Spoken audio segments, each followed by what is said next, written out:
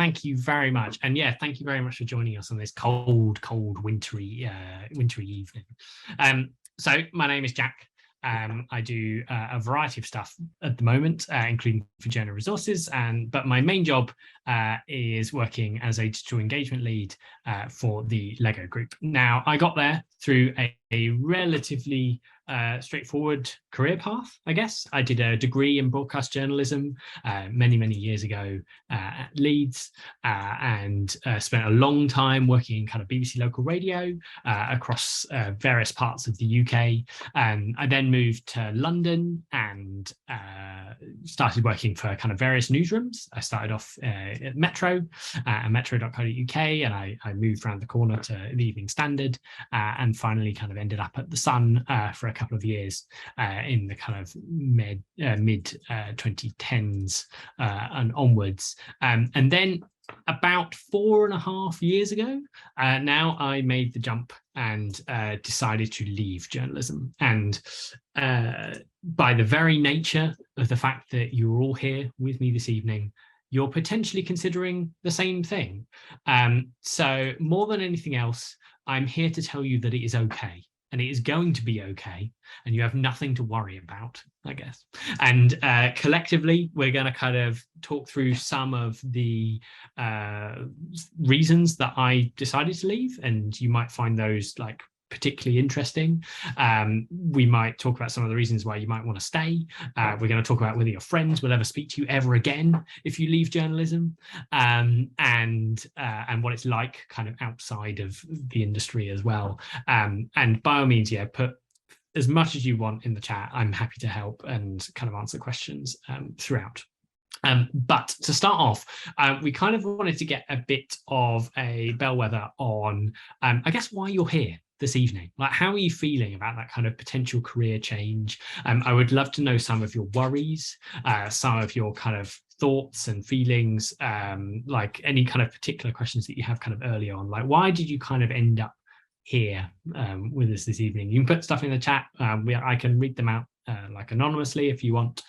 You can send them directly to me within the Zoom kind of setup if that works easier for you. But yeah, tell us why you're here and what you're kind of really thinking about when it comes to that kind of potential career change, leaving journalism.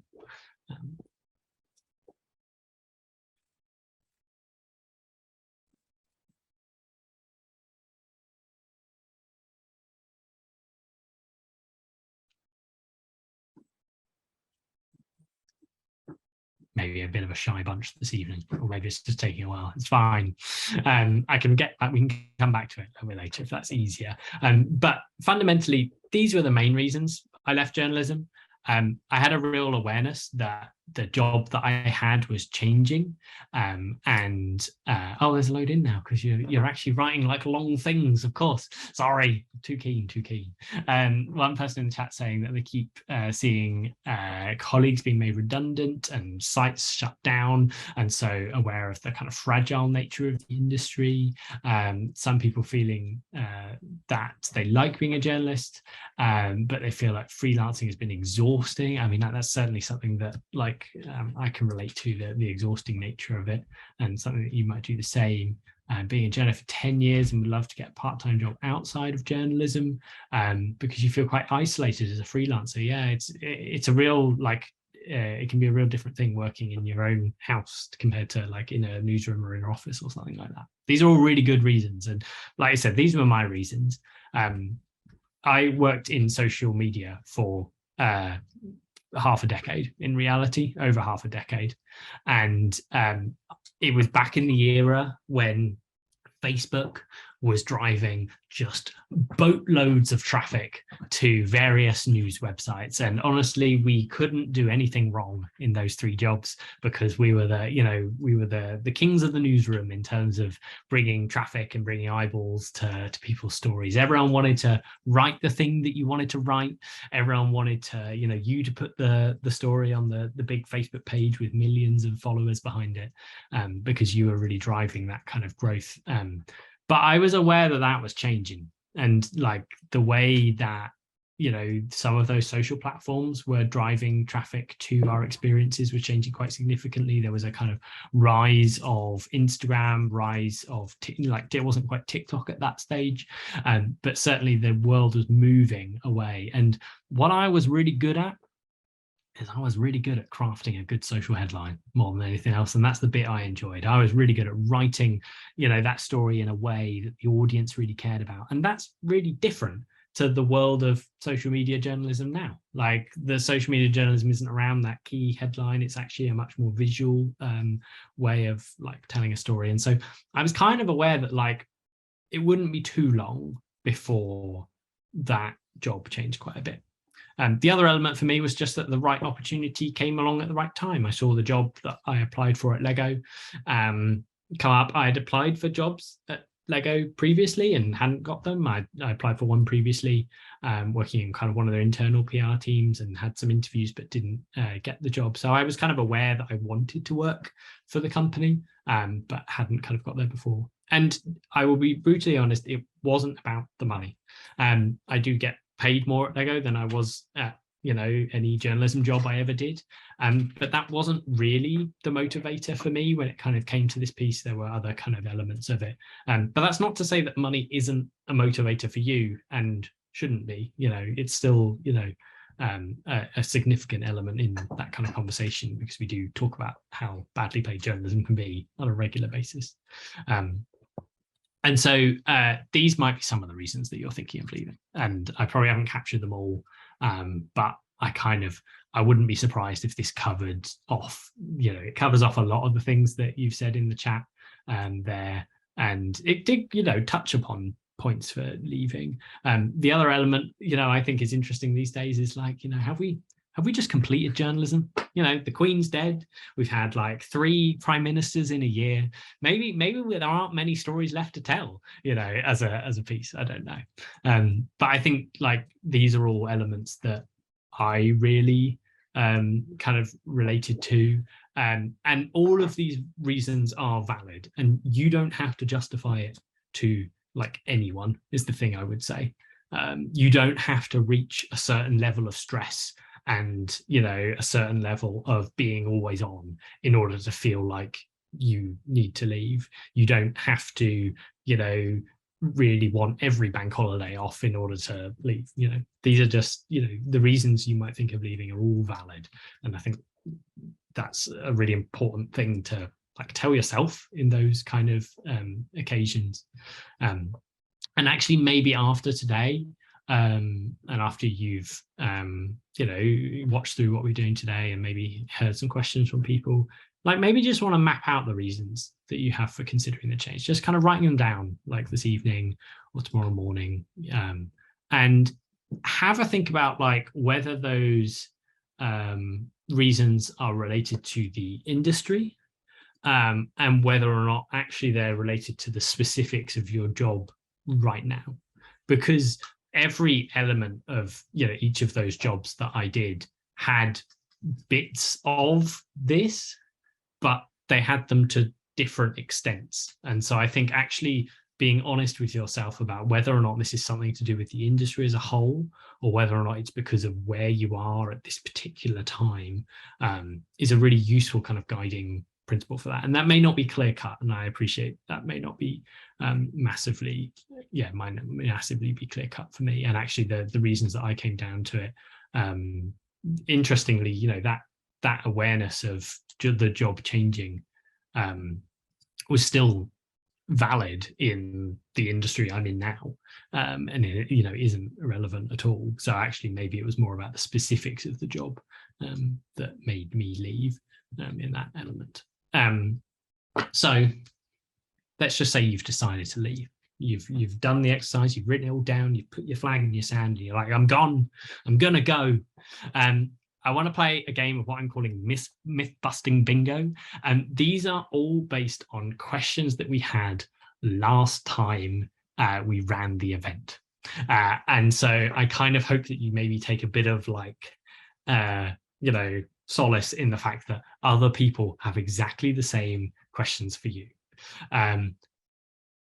all of my friends are journalists, and I still speak to them. So do not worry that none of your journalist friends will ever speak to you ever again once you leave the industry. All of my friends are journalists. They've just been busy all week, and I haven't heard from them at all anyway.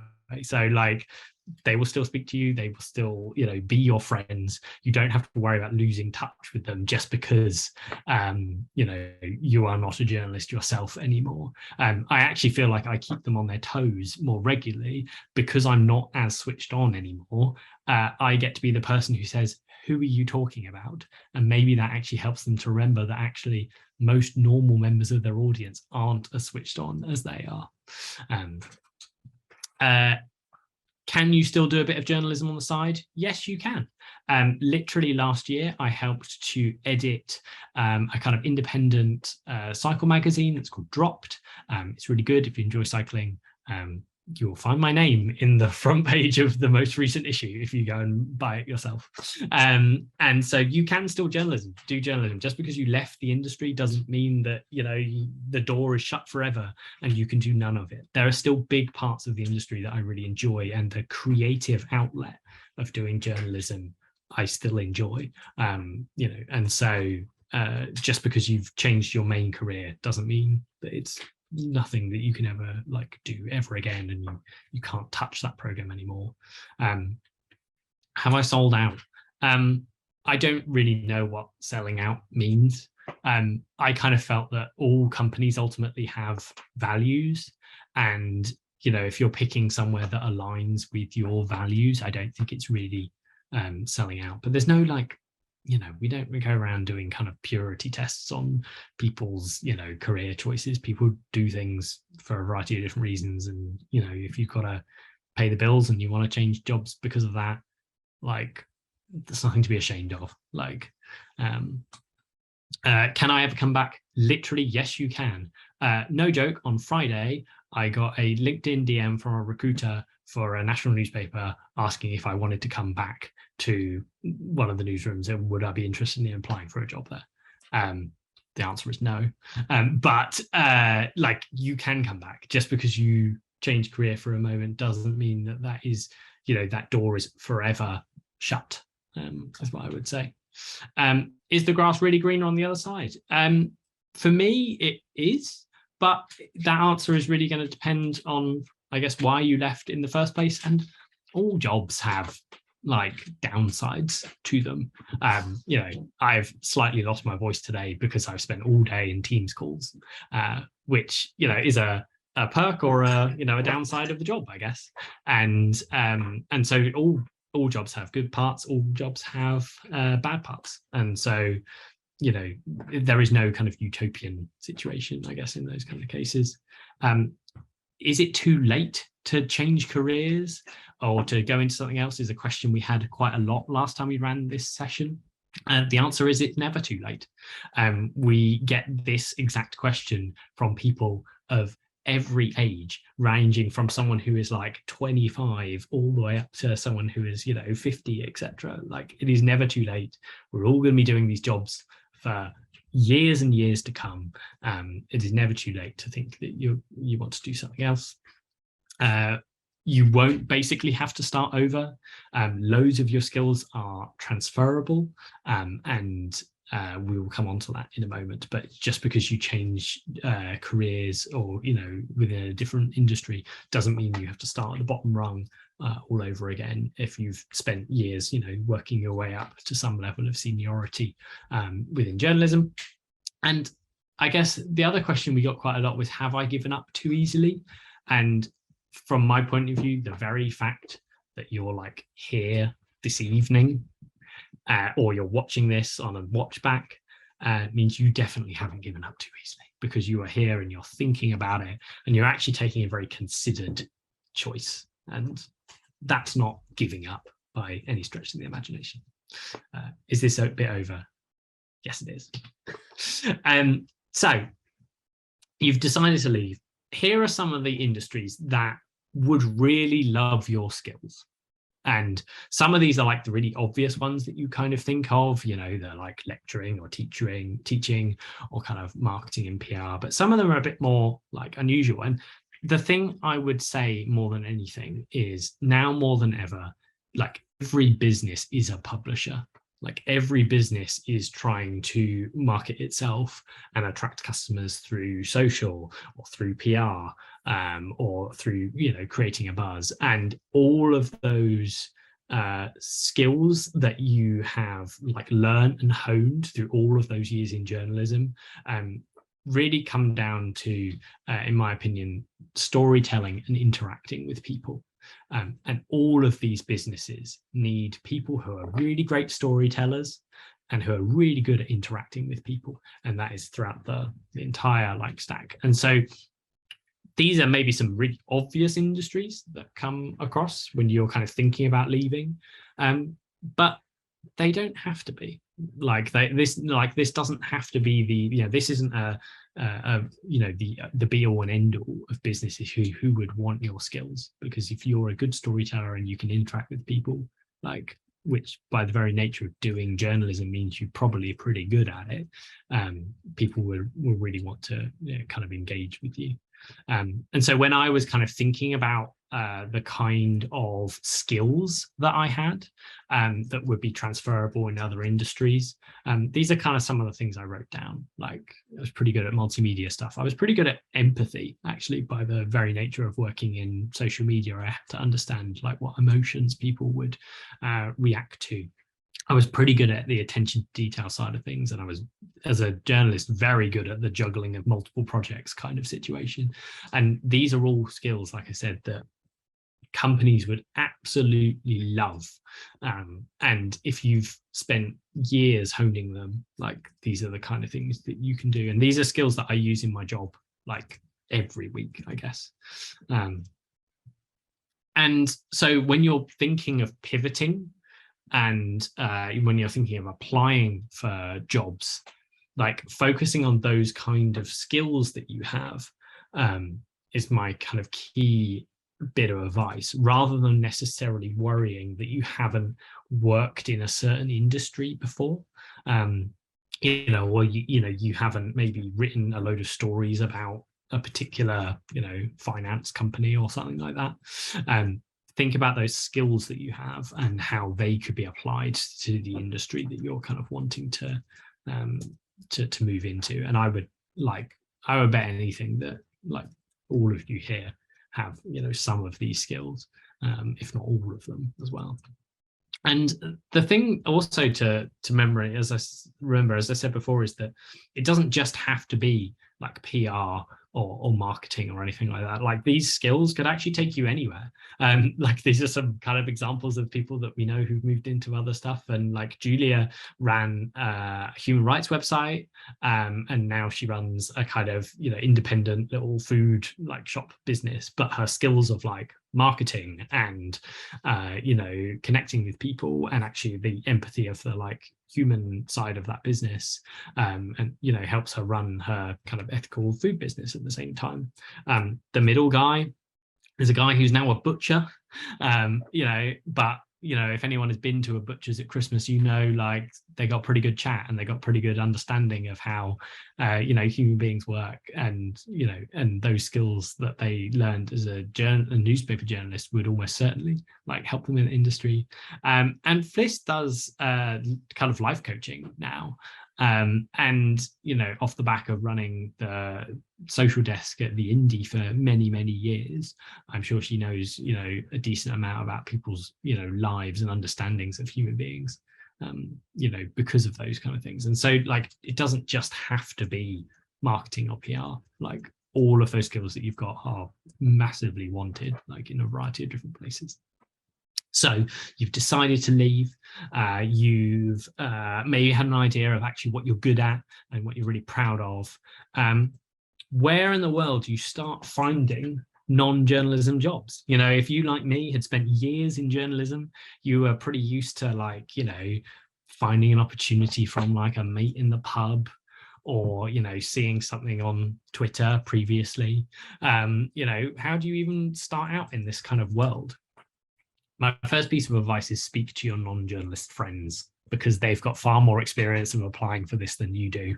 And so like we've all got a non-journalist friend somewhere, maybe you haven't spoken to them in a while, maybe you spoke to them at Christmas and were envious of their multiple weeks off or something like that. Speak to them, just ask where they found their job or how they got their job. Don't forget LinkedIn. I actually found my job at the Lego Group through LinkedIn, and it's a very mainstream job site, but it has a pretty good variety of stuff. LinkedIn as well is really interesting if you have used it to find or look at jobs. If you haven't used it to find or look at jobs, LinkedIn actually just like once it knows that you're interested in finding jobs, it will really send them to you. And so actually just opening the jobs tab in LinkedIn is enough to give it a signal that it needs to start emailing you some more. Maybe think about specific companies that you want to work for and set up alerts for them. The process of leaving journalism doesn't have to be a kind of like insta disappear kind of situation. And different companies work on different financial cycles, and you'll kind of find that actually the release of jobs is normally fairly tied to the release of money into the company, and so actually just keeping tabs on certain companies, or following them on LinkedIn or following them in other jobs boards, you might start to notice a pattern of when a big number of jobs get advertised all at once because it's the end of a quarter or it's the end of a financial year. Those kind of companies are normally a little bit more predictable than the journalism industry. And also just looking on more general job sites overall is a really great place to start, not least to have an understanding of actually what you might want to do or where you might want to be. And so once you've found that opportunity that you might want to apply for, I think it's also worth showing, like, I really love to show the cover letter that I applied for for Lego. And this was really different to anything I'd actually applied for previously within journalism. Like I got my job, in journalism from a fairly informal kind of interview process, as many of us did. And so actually applying properly was different. And I had to think about actually what would make me stand out, and like why my skills would be different. And so I think like this is some inspiration for you. Maybe I'm not saying this works for every industry that you're looking to apply for, but I think it can maybe allow you to think creatively about actually what you might want to do that would help you to stand out. And actually ultimately my skill set that I picked up at the Sun for writing a story fairly succinctly, or understanding a story fairly succinctly, I think really stand me in good stead for creating this like cover letter in the first place. And so we have some kind of general tips about CVs. I'm not necessarily going to go through them all now, but you can find these on the General Resources website. Thank you, Ben. And you can obviously look back on them in the recording if that's kind of useful for you.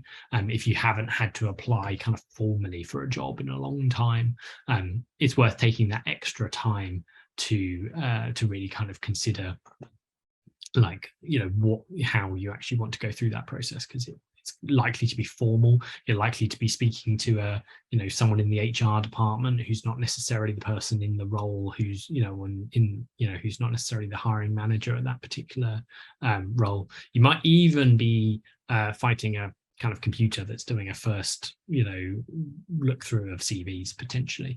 And so going through some of those extra materials that we have on the General Resources website about CVs is potentially useful.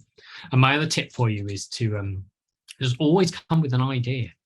It doesn't have to necessarily be one you're ever actually going to do at the job ever, but it helps to show that you're in the right ballpark. And it helps to make you kind of stand out overall. If you feel you're applying for an industry that you maybe are working, you're coming into late, or you're coming into in a very different environment, like just suggest something, suggest improvements. is one of the best things that can help set you apart. It makes them, the hiring manager start to think about, why they might want to work with you, or how differently you might want to do that kind of thing. And yeah, and the thing I will say is, I have included ideas in, I included a load of ideas in my application to work for the Lego group. It was a very long hiring process. I've never done any of them because, in the context of actually working in the company, they were all terrible. But actually coming with it in the first place and coming with an idea in the first place is a really good way of setting you apart. I'll give you some examples of the ideas. The one on the left is actually one of the ones I suggested as part of my application process for the Lego group. It was this kind of virtual assistant type thing that was based around a minifigure. The middle example here is a mock-up that I did when I was in journalism, and I applied for a job at the Vox website many years previous. And then actually the one on the right is an idea that Jem put forward as part of an opportunity that she applied for many years ago at Sifted, where she kind of mocked up a piece of social content as part of it. And so yeah, coming with kind of mock-ups or ideas or showing that kind of creativity is a good thing to suggest. I'm going to go through some final thoughts in a moment, but we're going to have a load of time for questions in a moment. So if you have, we obviously have the questions that you've submitted as part of buying a ticket, which we'll go through. But if you have other questions, feel free to pop them in the chat right now, and I can go through them. But a few other kind of final thoughts. Apply for fewer things than maybe you would apply for, but apply for them better. Don't just send your applications to every possible job that you come across. Actually take your time and look at the piece kind of individually, and look at the job description individually is worth it. Lead with your skills, like we said. Use your storytelling skills and sell them the story.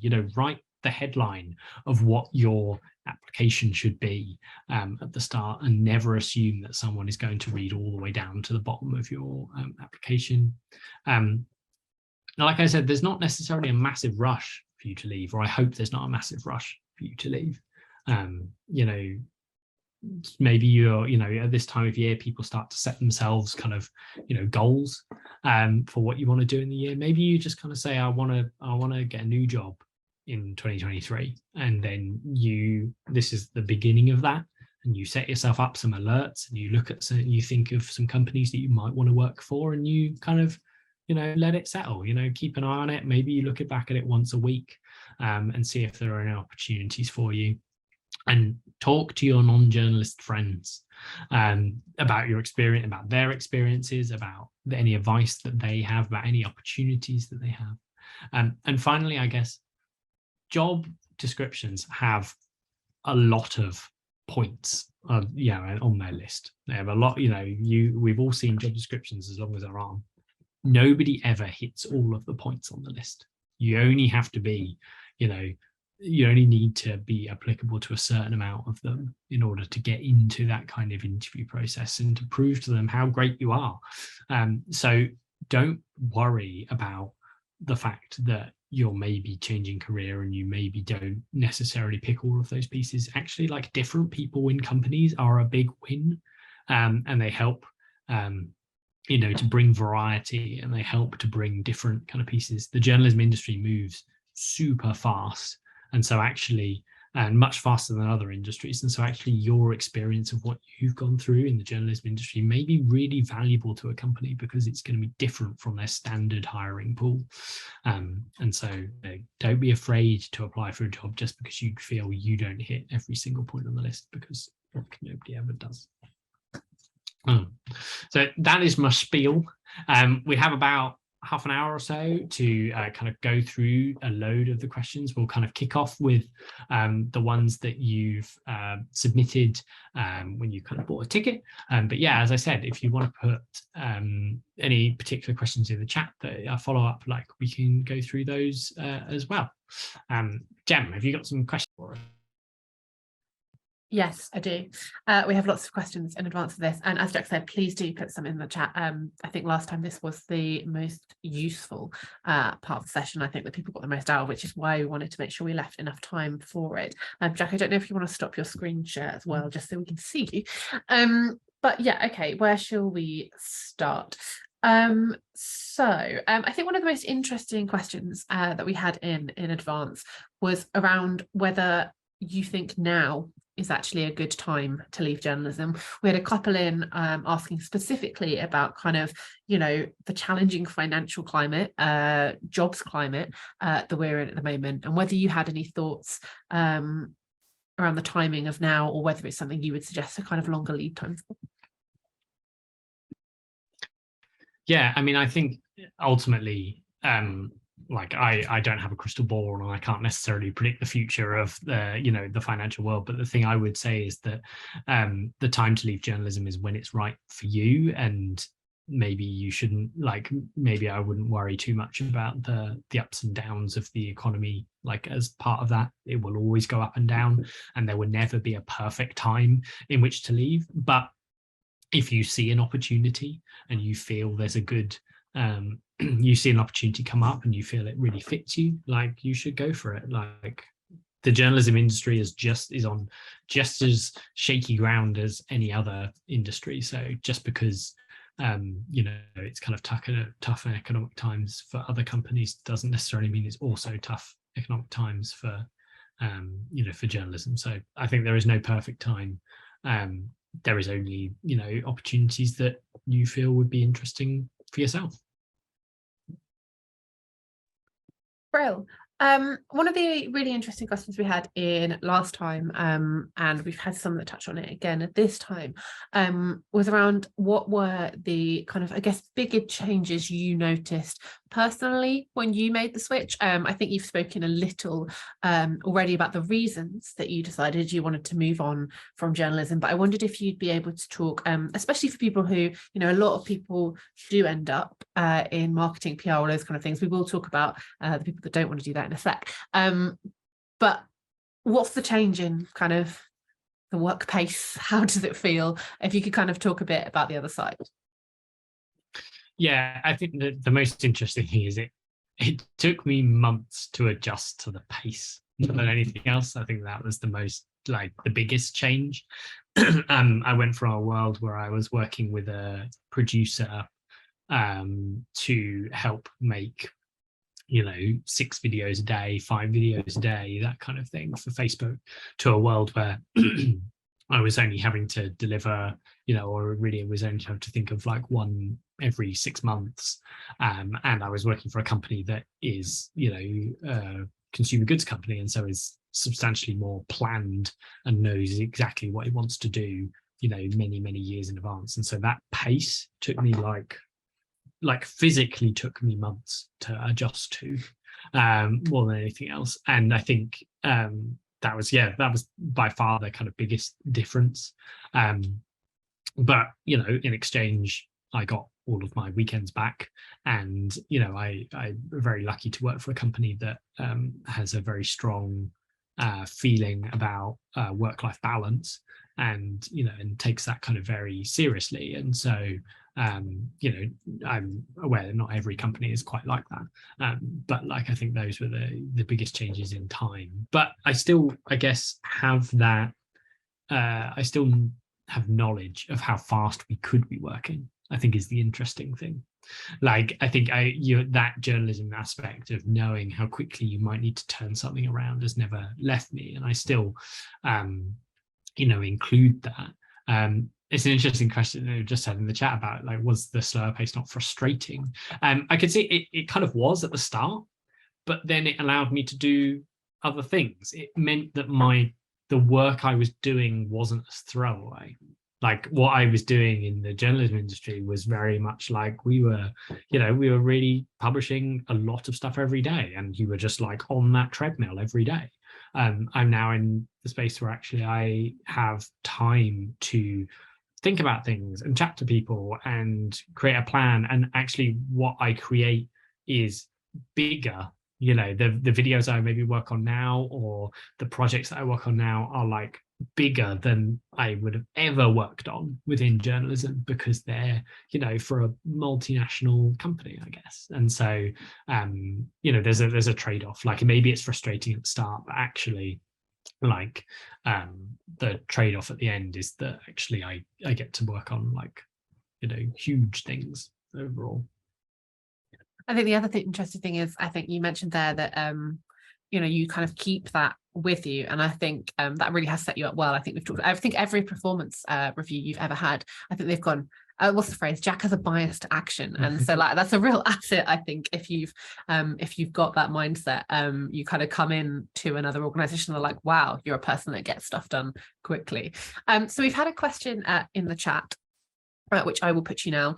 So the question is that this person's main worries is that if they switch out of the industry, it will be very, very difficult to return should they want to. Obviously, you've mentioned that going back to journalism remains a possibility, but just to hear, I guess, a few more of your thoughts about that. So, you know, do you feel like editors in the future would understand a switch in the career? Do you think they'd actually kind of welcome it? Do you think they'd feel that that brings kind of additional skills, or, you know, will that actually make them a bit skeptical about your kind of dedication? So just if you could kind of delve a little bit further into that, and any further advice.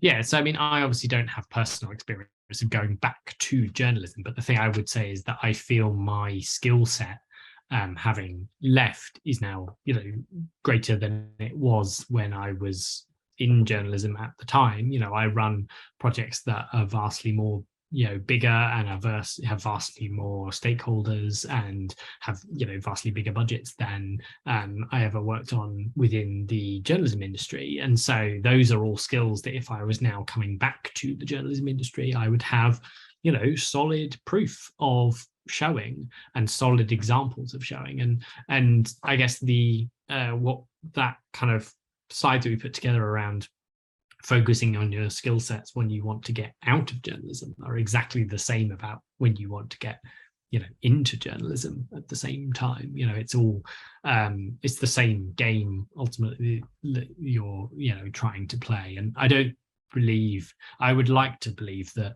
like, you know, editors don't, you know, stamp your passport on the way out and tell you that you can never darken their doorstep kind of ever again, just because you've gone in and done, like, you know, a marketing job or something like that. And I think also, as I said, every industry is ultimately a publisher.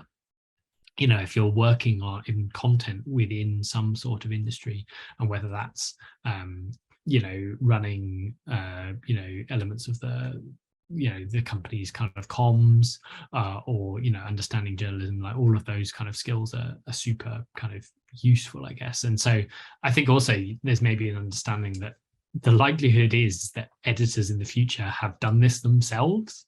Like, you know, when, you know, actually having multiple different careers is much more normal now than it is, you know, than it was even 10 years ago or 15 years ago. You know, 20 years ago, you might have left, you know, whatever journalism qualification that you looked to do, and you had a very set career path, and you went and, you know, spent years as a desk editor on, you know, a local, and then you went to a national, and, you know, and that was your career path, and that's all you did. Like, that's not how it works nowadays. You know, people do a bit of everything, and, you know, people are more interested in, like, what you did rather than, like, where you were, I guess, is the thing that I would say.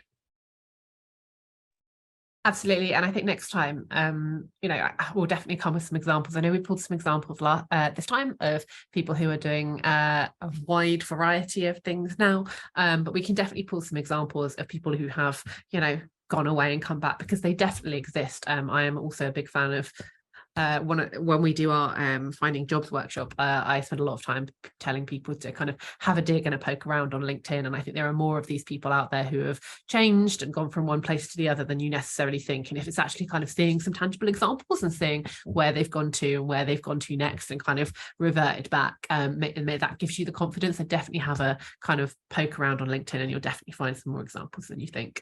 And yeah, we'll find some, and we will definitely include that either when we send out or in the next iteration of this.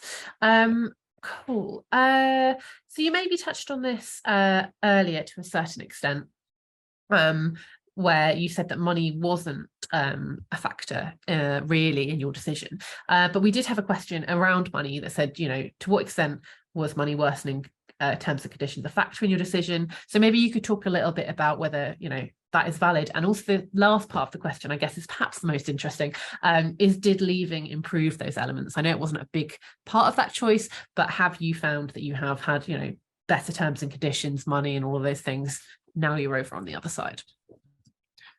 I mean, I certainly did, I guess, is the short answer to that. The world in a kind of commercial company is very different to journalism. Some journalism outlets have bonuses, but not all. And bonuses are substantially more frequent outside of journalism than in. And so like the pay that I have now is much more than it was within the journalism industry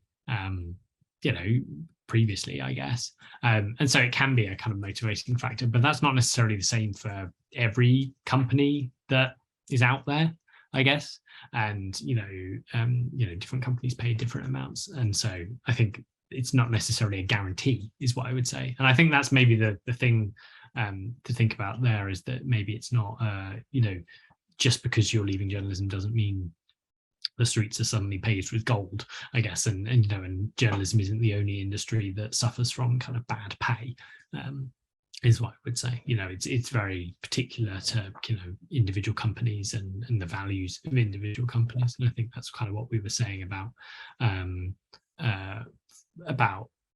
all companies have values, and it's about understanding maybe the kinds of companies that you would want to work for, because often the values of those companies are are reflected in the conditions that you have. And so I'm very lucky to work for a company that is family run and isn't shareholder driven, and so has very different ideologies than many other companies. But that's not to say that you can't also find that kind of elsewhere as well, I guess. Awesome. So when we had quite a lot of in advance, and I know we've got some more in the chat, so we'll come back to those. But we had quite a few questions in around people who say, I have no interest in moving into PR or marketing or anything that's, journalism adjacent, don't necessarily feel like teaching is for them. And I know you've touched on this and said, everything's an option. But do you have any kind of further advice about what industries might be an option there, or how to begin that thinking process around actually, maybe I've got no idea really concrete what I want to do, but I know I don't want to do the traditional tick box of that slide where we said, here's where people normally go. So if you're one of those people who's like, they don't sound for me, how do you start thinking about where might be good, and whether you have any tips on specific places? So I think maybe start from thinking about brands that you enjoy, or like things that you enjoy in your spare time, or things that you actually enjoy doing, I think would be my starting point. And then maybe looking at the companies or the brands that are in that kind of industry, and then maybe looking at the particular jobs that they are advertising in that kind of industry, or the kind of jobs that people do in that industry on LinkedIn. And so I think that would be my suggestion of a starting place. That might inspire you to think, and that might lead you onto a journey where you need to be thinking in much more of a long-term kind of basis, that maybe the industry you want to move into needs a particular qualification, and maybe you need to strive to do that kind of to gain that before you could leave journalism, potentially, if you wanted to become an accountant, or you wanted to become a lawyer or something like that. But that's, again, thinking about actually what you enjoy doing, I think is a good place to start, or the kind of brands or companies that are associated with those kind of elements. Yeah, definitely. And I think that, I think even that idea of what you just said there, I think of starting from somewhere you enjoy, I think is really important. It doesn't necessarily even, it can be something that's entirely in your personal life. If you, I know you mentioned dropped earlier, you know, if the cycling magazine you want, if you really love cycling, you know, maybe that's the starting point to go, you know, are there brands that make bikes that maybe there's something I want to do for, do something for there, you know, so it doesn't even have to be that this is something professionally that you enjoy in your job. Actually, you know, think about your whole kind of the whole world implications of the things you enjoy, and maybe that's a better starting point. So we do have some questions in the chat as well. So someone says they've worked as a social media journalist, I guess similarly to you, and are now trying to work in socials for businesses now. They're really confident about content creation, but not necessarily feeling like they understand all aspects of marketing, because it's more about sales in business. So I wonder if you could talk a little bit about that, because obviously now you work for, you know, there's a slightly different end goal, isn't there? You're trying to basically flog a load of plastic bricks now, rather than necessarily just get eyeballs on pages. So did you feel there was a context switch? Did you actually feel you had all the information that you needed? How would you go about navigating that?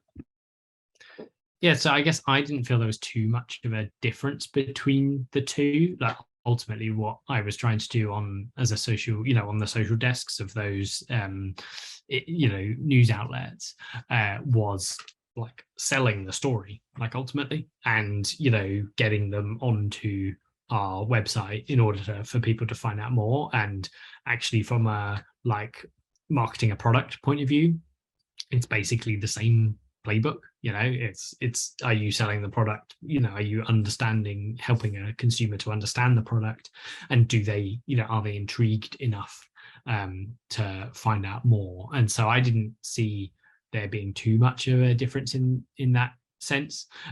There's also, you know, aspects of journalism that we are practicing within those newsrooms that, you know, are basically the same as you know, what we run, you know, what is ultimately a consumer business. You know, we have a homepage the same as you know, the Sun had a homepage, and what the click-through rate from the homepage is on a, you know, on particular stories, or in our case, you know, particular products or particular like pieces of content, is something that we monitor just as much as the Sun were monitoring when I was there. And so it's like the web is still the web if you're working in that kind of, you know, digital space. It's the same, you know, and ultimately the audience is still the same audience. Like the person who's consuming the content on the Evening Standard's website is the same as the person who's, you know, buying something on Amazon. Like it's the same human being at the end of the day. And so actually, like, I didn't see too much of a difference between the two, and, you know, in the way that we were approaching, you know, I guess ultimately kind of trying to sell our product. But it can be different on a, you know, on a business. Different businesses work in very different ways, and you know, there are obviously nuances in particular industries that like are very different. Like the way you might sell a holiday might be particularly different to the way that you you know, like kind of sum up a story about something else, I guess. So I kind of approached it from the point of view of, yeah, of kind of saying, well, this is the same person that I'm trying to attract you. And actually that's one of the things that helped me get the job at the Lego Group, is that like the main audience that I was talking to from the point of view of the Sun were like mums, effectively. You know, like Sun mums online were like that, were kind of a core audience that we were like often talking to. And obviously from the point of view of Lego Group, like that was a core audience that they wanted the capability to, you know, be able to communicate with well. And so like actually like it was very similar between the two for myself. Maybe this question leads on. So another one that we had put in advance was around just basically, you know, getting past what is essentially the fear of the unknown. How did you get past the fear of the unknown? They've also said, and overcome the institutionalization which journalism can cause, which is a great tenor phrase. But yeah, did you have any fears or worries about that? Or do you have any advice for people who might be, you know, thinking this is the direction they want to go to, but just more broadly are like, oh God, will I know what I'm doing? Is this going to be entirely different? I mean, when I told my manager at the Sun when I was leaving, and I told him that I was going to the Lego Group, he replied by saying, "There's nothing we can do to keep you, is there?" And so, like, from, I guess, my perspective, I didn't have too much of a fear of the unknown, because for me, it was a company that I really wanted to work for, I guess. But everyone has that kind of question or worry, even if you were going to a different job within journalism. Like, everyone has that first day nerves of, like, where are the loos? How do I get in the building? Like, is my commute now going to be terrible? Like, all of those things are the same, whether you change industry or whether you just change job within the industry. And so I think, I don't think there's too much, like, I don't believe that you should be treating it too differently than if you were just changing job within the industry, like, itself. Ultimately, if you are hired for a job, it's because they think you're the best person for it. You've probably gone through an insanely competitive process in order to get to that point. So, like, back yourself, like, if you've got yourself in that position and you've got to that point, like, you've evidently impressed, you've done well. So, like, you should, I would hope that you can, like, believe in yourself, that they want you for who you are and what you know, and not, and aren't worried about you coming in, as a, as a journalist or as someone from outside of, the industry. I guess ultimately you're just you're a colleague, and that's what they want you there for. Incredible. And just to let you know, we have 7 minutes left. So if you've been sitting here thinking, oh, I really want to ask that, or we haven't covered this, or there's something that you really want to know which we just haven't touched on at all, now is your time. Pop it in the chat. I will pass it on to Jack. So don't leave this session feeling like there was something that you wanted to ask. I do have a big pile of questions, but if you are here, don't leave without kind of putting it to paper, and it's all anonymous. So no silly questions here.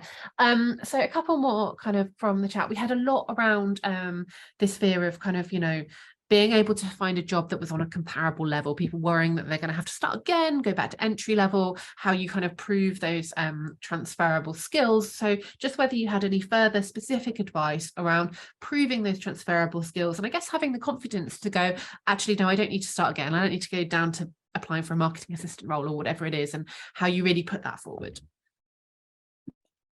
So, like, most companies outside of the journalism industry tend to have a fairly, like, simple, like, structure in terms of how they structure their roles and how they structure their job titles, because a lot of companies outside of the journalism industry are bigger than most newsrooms in terms of the number of people they have working for them, and so they have to kind of organize that like, structure fairly easily. And so I guess my thought would be that if you were looking to make sure that you were going in at the right, seniority, see if you can snoop around on some people's LinkedIns and see what job title they have, or what job title they did have.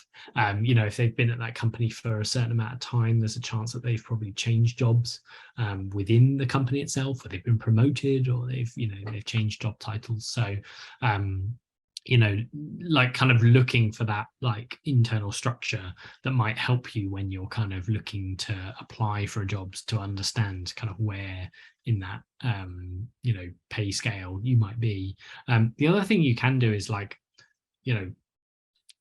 General Resources will only ever advertise a job with a salary, and we understand that that's, like, not necessarily the norm within a lot of industries. But, like, when you're having that initial conversation with if you've applied and you've got through to a first round interview, it will normally be with, like, someone in the HR department, and, like, that is there is no problem with, at the end of that interview, you asking about the, like, salary expectations of the role, and and being honest with them fairly upfront about, like, actually what you would want for doing that job and what you expect for doing that job, because that's, like, that's a consideration within that kind of piece. No company is going into hiring without having a ballpark of what they want to pay the person to do the job. So it's not like some sort of, unless you are asking for something wildly off the scale for what they are, like, thinking about, it's not going to discourage your application. It's actually better it's more useful for yourself to have that established kind of fairly early on. So like, I think that would be my suggestion around, if you're worrying about like seniority, pay is often a proxy for seniority. And so having an open conversation about pay with the HR person who's hiring, as part of the hiring process, will normally like filter that kind of concern out. So you've mentioned money. We did have a couple of questions around money as well, which I think is important to tackle.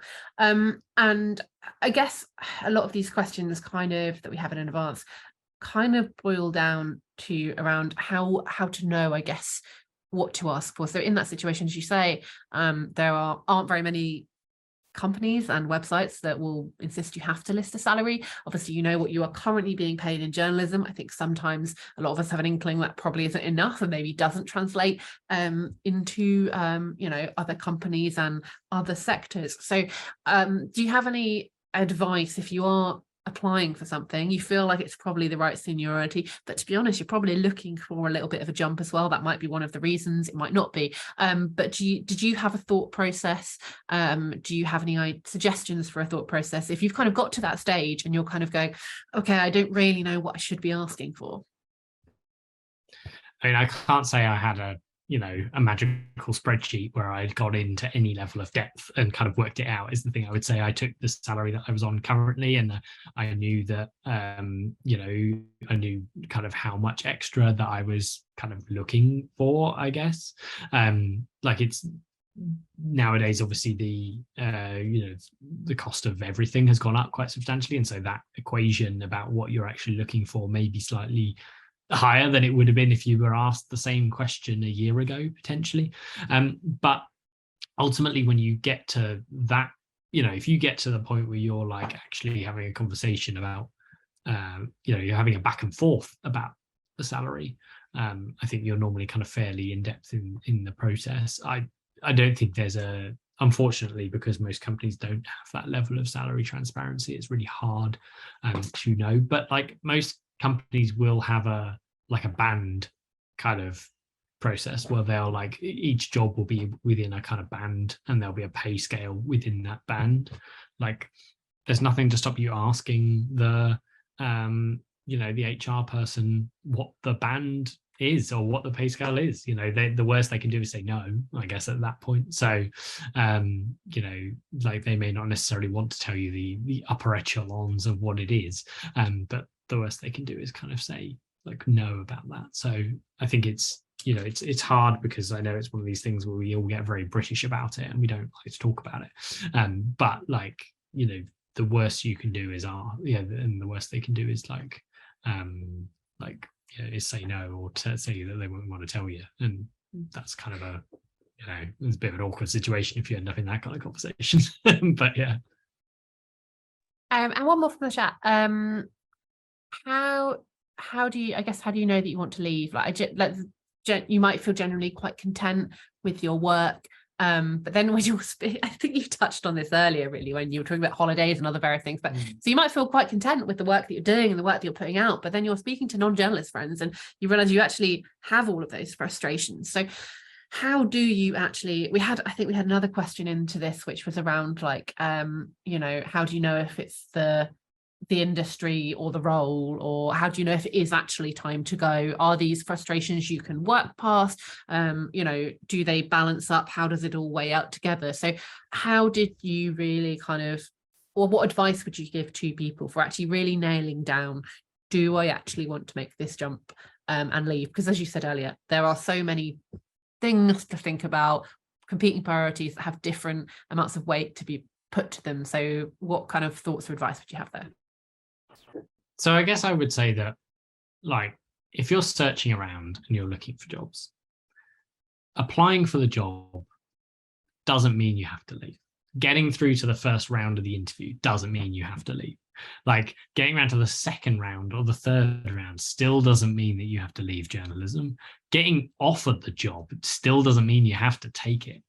Like, but if you saw an opportunity that you think is like, 60% interesting or like 40% interesting, or you could see yourself doing it, like, there is no harm in applying. Like, the worst you do is you lose an evening tapping away and updating your CV, and you hear nothing back, because you're just in the pot. Like, I think it's more about knowing there's no harm in looking, is the thing I would say, and thinking about what you might want to do, or just keeping an eye on those kind of companies. Like, there are plenty of job websites that will send you an email on a weekly basis of opportunities that come up in that week, and setting that kind of system up that allows you to receive those kind of alerts and lets you see what out there, an opportunity will kind of drop in your lap at some point that you think, that's the one I really want.